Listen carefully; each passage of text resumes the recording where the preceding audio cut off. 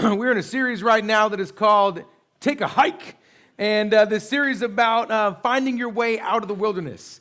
It is our Lenten series. It is a 40-day journey from Ash Wednesday all the way through to Good Friday and Easter. And on this 40-day journey, we're trying to discover why we have gotten into the wilderness. And once we're in the wilderness, how do we walk through it knowing that God is with us? And then what does it mean when we come out of the wilderness? And some of us might be in that wilderness right now. We all claimed last week that we've all been in a wilderness in our life and that we expect one to come again. And that's where we started in this series. We started with lessons in the desert. And what does it mean? And we said that during the wilderness, it's always going to be longer than you can handle. The wilderness is always more than you can do on your own, and that you need God for that. And that when that little voice comes tempting you in your moment of weakness, that moment when it's really tired and you're really hungry, that we have the opportunity to claim God, and that God is walking with us through that wilderness. And then to take it from there and what it means to get into the wilderness and how we move through that wilderness. And today to talk about stumbling blocks. What happens when you're in the midst of that wilderness and you hit that point when you want to stop? What happens when you're in the midst of that wilderness and you get to that boulder that you can't climb? What happens when you're in the midst of that wilderness and that switchback going up the mountain seems really steep and you're tired? What do you do? And we want to talk about how to look at God in the midst of that and how to call on God in the midst of that. And I had the opportunity this week to put that in action, as I think many of us did. How many of you traveled for spring break? Raise your hand if you traveled for spring break. How many of you traveled with kids for spring break? Give it up for people that travel with kids for spring break. That's right. That's how fun it is. Right there. Did you see that? Boom. Died right there. I had the opportunity this week to travel with a 7 and 9-year-old, and we decided to go north to Sioux Falls, South Dakota. And we went up to Sioux Falls to see Jess's sister, Jess, my wife. And so we went up there, and it normally takes 8.5 hours, but there's flooding happening all across the north, really bad flooding. And so it took us a hard right. Like, we left here and it just said, just go towards like Tennessee and then come back. And it was like, okay. So we took our left. So the kids, 23 minutes into the drive, we marked it, 23 minutes. Kaylee goes, how much longer? Like, that's literally out of Bella Vista, like maybe out of Bella. It's like 22 minutes to the north end of Bella Vista, right? Like, we're just scooting out past Bella Vista, right? And I'm like, the rest of the day? Like, we got to the point where they started switching off. Like, one week go to tech, I'm like, Kaylee, your turn. And she'd be like, how far? And then she'd go to tech, and then Landon would be like, how far? And I'm like, oh, they now have a plan. Like, they have a method, right? So we stopped saying anything. We're like, 10.5 hours. And we're like, they don't know 10.5 hours. They're like, it's 16 of your shows. 16 more shows, and we'll be there, right? Like, after that, it's like all day. We're going to get there at the end of today. The end, when it's dark, is when we're going to get there, right? We started to get into that level. It was rough. But we told them when we get there, your cousins are going to be there. And it's going to be great. And you're going to go play because we allowed enough time, and they're going to stay up and wait for you. So you guys go run and have fun and play and do all these great things. And we said we have a super fun day planned for you tomorrow. It's going to be wonderful. So just go back to watching your TV or take a nap. Like, whatever you want to do, just don't talk anymore.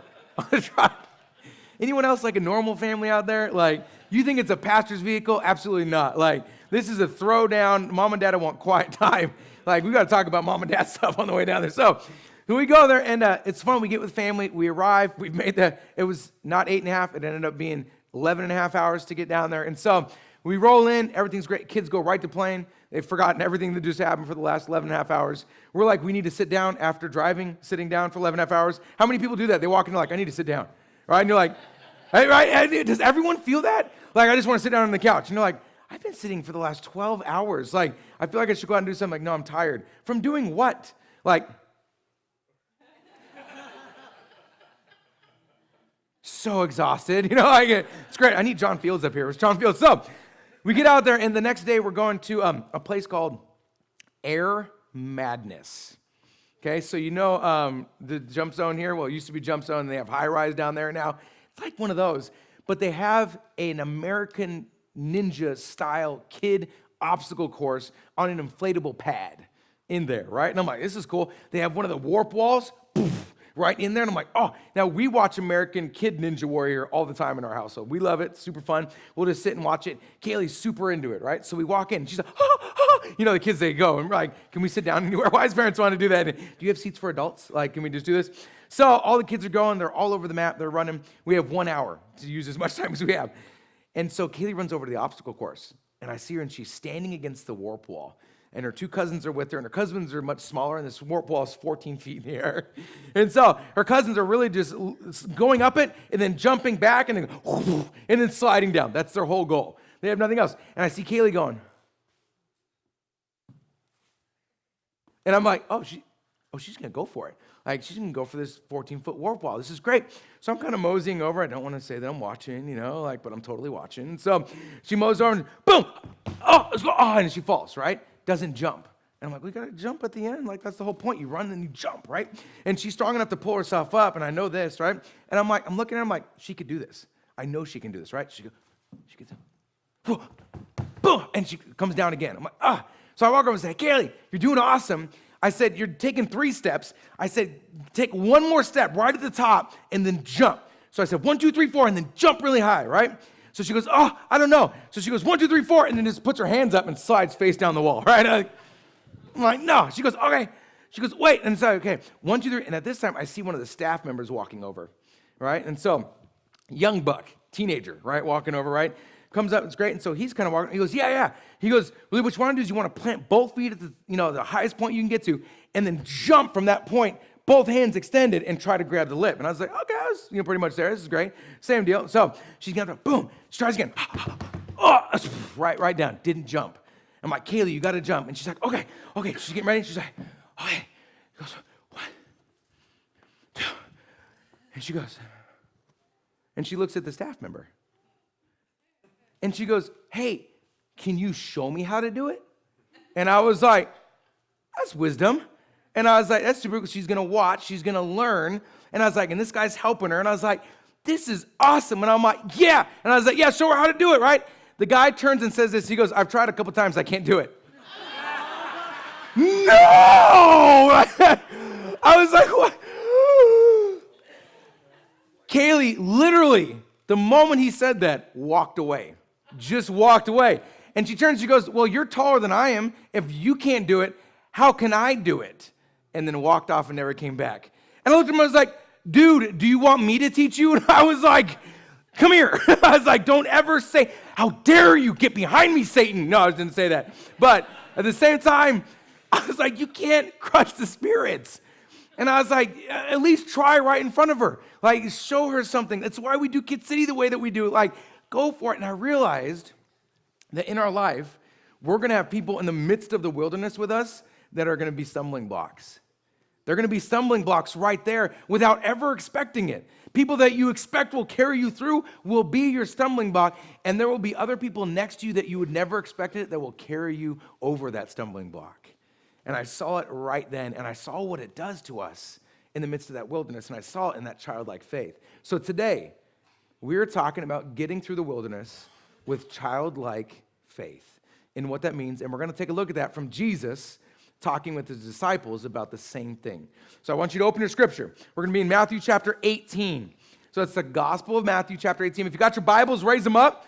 If you got your Bibles, raise them up. Or if you got your smartphone, put your smartphone in the air. We love Bibles in the church, and we have a mission to have a Bible in every person's hand, smartphone or Bible. If you have a smartphone, download the Bible app. On the Bible app, we have an event on there called the Neighborhood Church. Follow along with all the scripture, all the notes. You can follow along with articles, devotionals. We put it all in there for you. And you can follow along with the last week's notes too in there. And it has a link to our online videos on our website. So you can go out and check out those too from the last previous weeks. And also, if you look around, we put up some Bible boxes. So we got 4 Bible boxes now in the church. We got one there. We got one back here by the couches. We got one over here by all you guys. So, hey, do you have a Bible? Do you have a Bible? Oh, you do on your phone. Who needs a Bible? Go grab a Bible. Somebody, yes! Give it up for our first Bible box user. That's what I'm talking about. So that's called the Bible, and you open it, and there's words in it, and it tells the story of Jesus Christ. It's going to be great. I'm just kidding. I love you. You're fantastic. Okay, we got one back there, too. We're going to be in the Gospel of Matthew, and the Gospel of Matthew tells the story of Jesus Christ. Matthew, Mark, Luke, and John are the Gospels. Tells the story of Jesus from birth all the way to resurrection and ascension. Here's where we're at in Matthew.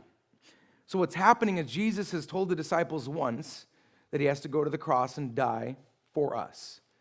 And Peter, who's kind of that awesome disciple, right? Fully faithful, fully doubting all the time. Peter speaks up and says, whoa. Not our Jesus. you're not going to do this. And in fact, we know that you're going to build your kingdom here, so you don't have to do this. And I'm not going to let you do this. Sound familiar? All right? Hey, Jesus, if you want to build your kingdom here, just jump off. The angels will protect you. Hey, Jesus, I'll give you all these kingdoms, the devil said to Jesus in the wilderness. And here's Peter saying, no. We want you just to have your kingdom here. Don't worry about heaven. Just do it here. And Jesus says, get behind me, Satan.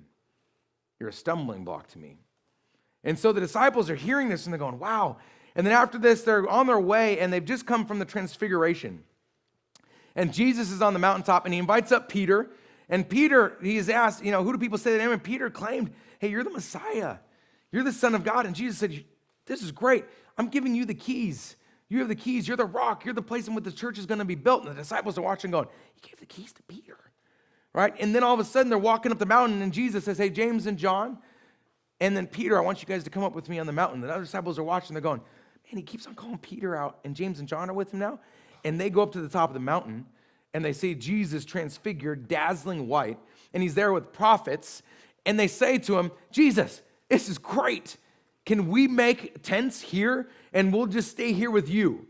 Like, if you can just keep your kingdom right here on earth, this is great. And what does Jesus say? It's not, I already told you this. It's not for here. I'm going to the cross. This is why we're here. And Jesus tells the disciples again, I'm going to the cross. This is where I have to go. And now they're on the road to Peter's house. And the disciples are talking. And they're going, hey, you know what? There's 12 of us. He's kind of picking 3. If he builds his kingdom here on earth, and he dies and he's resurrected, and his whole rule and reign starts here on earth, I want a place in that. So the disciples on the way to Peter's house, behind Jesus walking, are talking about who's the greatest in the kingdom, who's going to be the greatest, who has a place next to Jesus. And if it's not them now, how do we get there? How do we get to be next to Jesus in this place on earth? And what we're going to read is Jesus when he hears that. So open up to Matthew chapter 18. We're going to read verses 1 through 10. And the section title is this, or True Greatness, Temptation to Sin, and then it takes us into verse 10.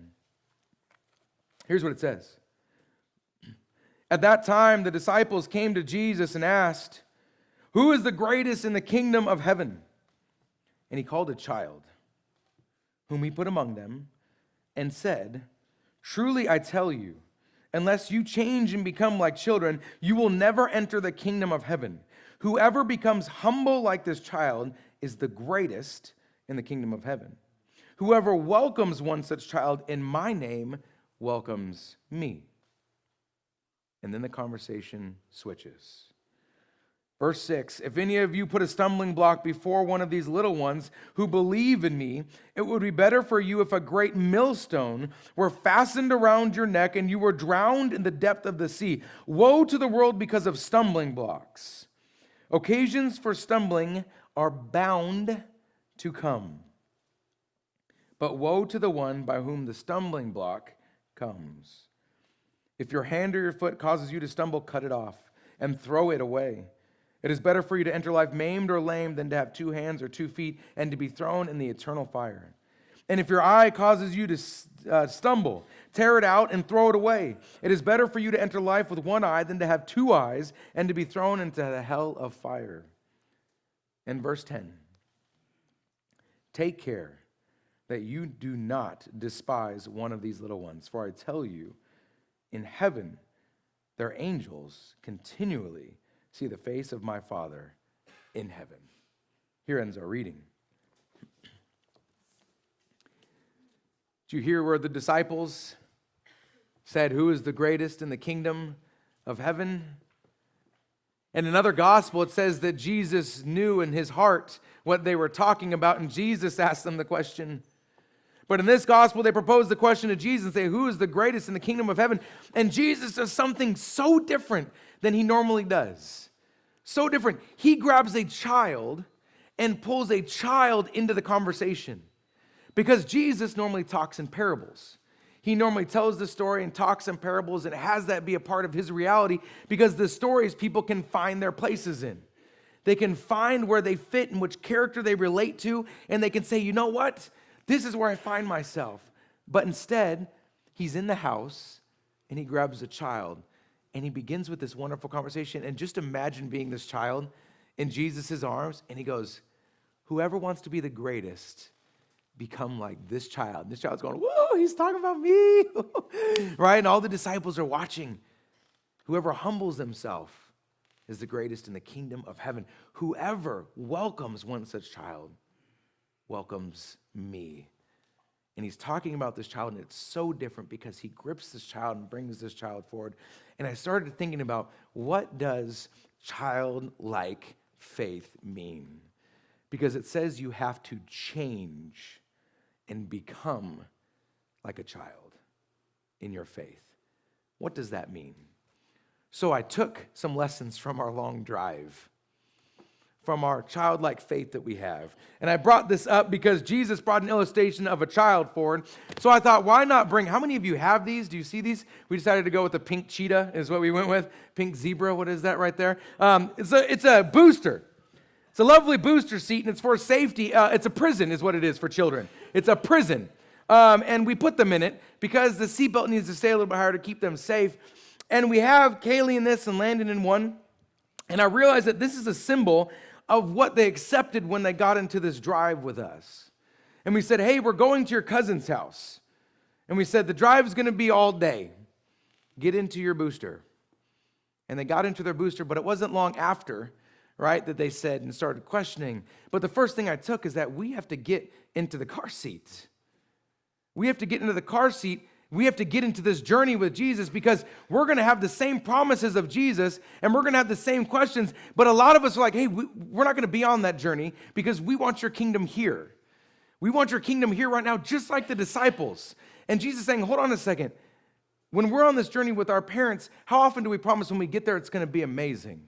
When we get there, you're going to see your family and friends that you haven't seen in a long time. When we get there, we're going to have so much fun. We're going to feed you along the way. We're going to sustain you. And we need you to just be on this journey with us. And they get in and they trust. They trust that we know where we are going. And we know how to get there. And Jesus asks us the same thing. He says, get into this journey with me.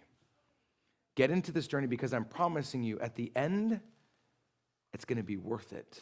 All the joy that comes will be so much more than the entire journey. And the people that you wanted to see. I'm going to make a promise to you that we're going to gather together again. All your loved ones, we're going to gather together and you will see every single one of them. But I need you to trust me now on this journey. And the journey is going to be long and at times you're going to feel constrained and you're going to feel like you want to get out, but I just need you to trust me on this journey. And we are the disciples in the back seat going, hold on, how much longer? And Jesus says, don't worry about the time or the hour. Just know that I'm preparing that already, that it's already coming for you. So your first lesson is you have to get into the car seat. You have to get into the car seat and you have to trust this journey with Jesus. That's the beginning of overcoming your stumbling block. And the second one is you have to question nonstop. That is the second part of this journey. How many of you have ever had questions about your faith? Questions about your faith. Say it honestly, right? Raise your hand, okay? How many of you have not raised those questions up because you thought it would be unfaithful? Okay? I'm here to tell you that the reason we do things like Cup of Joe in the church is because you should be asking those questions. But let me tell you what we ask. Why is this happening? How long do I have to go through this? How am I going to get out of this? Do you hear a semblance? How much longer does it take until we get there? When are we going to eat? Why do I have to be here? Can I do this? So-and-so hit me. Do you hear the same resemblance in what's happening in this car ride to the questions we asked Jesus? What if we switched our questions? I want you to imagine a scenario. How many of you have ever traveled with kids in the car? Okay? Ready for this? Put your head there, okay? I want you to imagine if this ever happened. Get into the car. Hey, Mom and Dad, before we start the journey, I know it's going to be a long one, and you guys are going to be driving all day. Is there any way that I can help you while we're in the car? Well, while you guys are thinking about it, I just want to let you know that I'm going to try and be quiet the whole ride because I don't want to interrupt you, and I know you're just trying to keep us safe. Is that okay with you? And you know what? I'm not going to play my tech loud because I know that you guys need to keep awake, so you just listen to whatever music that you want, and we won't say a word. And just to let you know, I love you so much. Has that ever happened for anyone? Never. No one does that. It's a kid saying that no one does that. A kid said that. No one does that. How great would that feel, though? How many of you are like, oh my gosh, that would be heavens have opened, right? Like, this would be the best drive ever. Now imagine our conversation and questions towards Jesus. Do they sound like that on this journey? Hey, Lord, I know what you did on the cross. I know it was tough, and I know right now you're preparing a place, and you're not even done with that work yet. And I know that you still have work to do when you come again. I just want to know how I can serve you here until we get to there. Is there a way I can serve you? And Lord, I know that it's really loud, and a lot of people are talking to you, and you're preparing. Can you send me to people so that I can be your voice here on this earth, and I can take a little bit of that for you? I would love to do that. And Lord, I just want to let you know that I'm going to try and love on as many people as I can while you're here so that you can concentrate there because I know what's coming. Do you see the difference? See, we think we're so separate from this childlike faith, and I don't think we are. In fact, I think we're in the car with Jesus. And what I saw with Jesus, which was so different, is he grabbed this child, and I had this imagery in my head where he was talking with the disciples, and he said, have the child come to me. And he knelt down, and he just brought this child forward, and he said, be like this child. And we so often fight. We fight to have resentment, and we fight to hold things back, and we fight to not forgive. And he said, no, be like this child. Be right here. And he's holding this child in front of the disciples. One of the few times he just has a visible illustration in his ministry. He's saying, right here, this is who you need to be. And he's waiting for the disciples to imagine what it could be like if they served in that way, if they trusted in that way, if they depended on Jesus in that way. And then I realized that that's not the only thing. It's not all cute and love. But our kids battle, don't they? Our kids battle with their cousins, with their loved ones, with each other. There's fists flying, things getting stolen, biting. And I realized that I do something with our kids. I don't know how many of you do this, but when they battle, I have no boundaries when they battle, right? The first thing I do is I say, hey, no, we don't do that. We talk it out. And so I put them face to face, and I'm talking face to face, right? So they have to look at each other. And so I put them right face to face, and I say, okay, talk it out. And I let them, well, why'd you take my toy? Well, because you were done with it. And they said 5 minutes, and why I don't want this, right? And I say, okay, hold on, talk it out. And I start them again. And they said, well, okay, good. I say, how about you think about sharing? And they go, well, if I had the toy for 5 minutes, you could have it for 5 minutes. And I go, okay, I like the toy for 5 minutes. And well, why don't you take the toy? No, you start with the toy. And then they start like giving it to each other. And I'm like, okay, this is good. And they get to a great point, and I say this, hug it out. How many of you have kids hug it out?